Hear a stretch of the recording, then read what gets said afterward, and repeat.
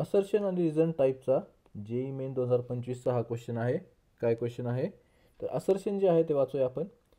In a central force field work done is independent of the path chosen. तर central forces म्हणजे कसले forces? Gravitational force, electrostatic force, जे एका पॉईंटच्या डायरेक्शनमध्ये असतात.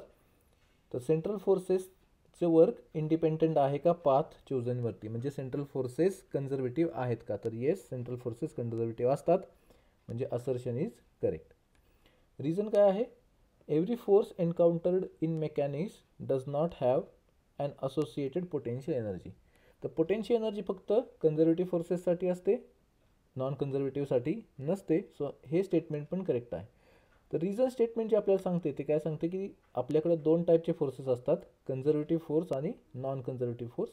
असर्शन आपल्याला सांगते की सेंट्रल फोर्स कन्झर्वेटिव्ह आहे. तर ते एक्सप्लेन नाही करते रिझन की सेंट्रल फोर्स कन्झर्वेटिव्ह का असतं.